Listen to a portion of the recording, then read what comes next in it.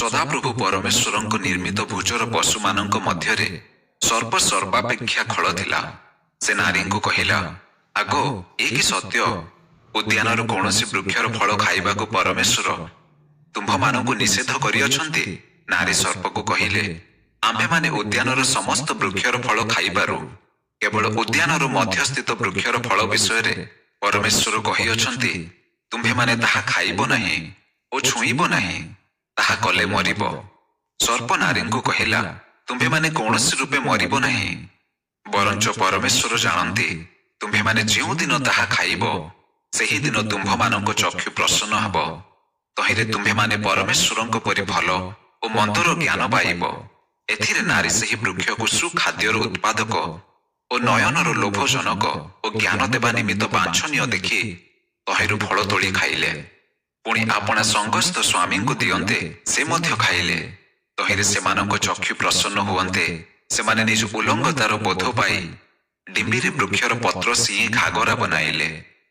ତହୁ ଦିନାବସାନ ସମୟରେ ଉଦ୍ୟାନ ମଧ୍ୟରେ ଗମନାଗମନକାରୀ ସଦାପ୍ରଭୁ ପରମେଶ୍ୱରଙ୍କ ରବ ଶୁଣି ଆଦମ ଓ ତାଙ୍କର ଭାର୍ଯ୍ୟା ସଦାପ୍ରଭୁ ପରମେଶ୍ୱରଙ୍କ ଛାମୁରୁ ଉଦ୍ୟାନସ୍ଥ ବୃକ୍ଷଗଣ ମଧ୍ୟରେ ଲୁଚିଲେ।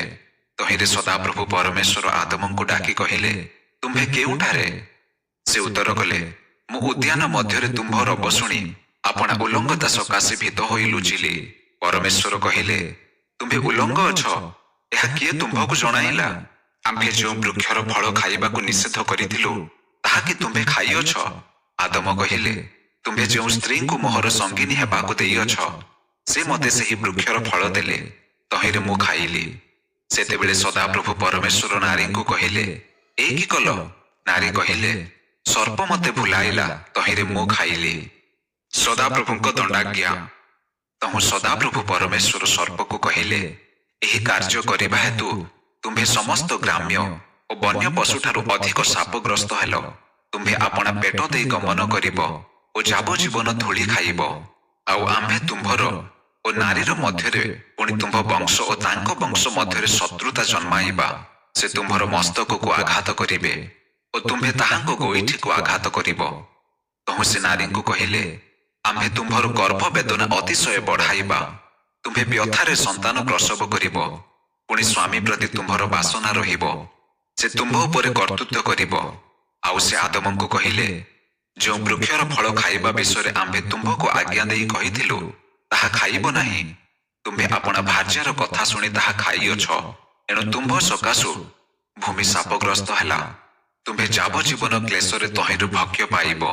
ତହିଁରେ କଣ୍ଟା ଓ ଗୋଖରା ଗଛ ଜାତ ହେବ, ପୁଣି ତୁମ୍ଭେ କ୍ଷେତ୍ରର ଶାକ ଭୋଜନ କରିବ।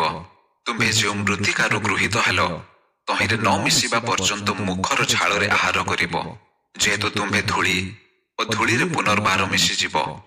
ଏଥି ଉତ୍ତାରେ ଆଦମ ଆପଣା ଭାର୍ଯ୍ୟାର ନାମ ହବା ଦେଲେ, ଯେହେତୁ ସେ ଜୀବିତ ଲୋକମାନଙ୍କର ମାତା ହେଲେ। ଆଉ ସଦାପ୍ରଭୁ ପରମେଶ୍ୱର ଚର୍ମର ବସ୍ତ୍ର ପ୍ରସ୍ତୁତ କରି ଆଦମ ଓ ତାଙ୍କର ଭାର୍ଯ୍ୟାଙ୍କୁ ପିନ୍ଧାଇଲେ। ଆଦମ ଓ ହବା ଉଦ୍ୟାନରୁ ବିତାଡ଼ିତ।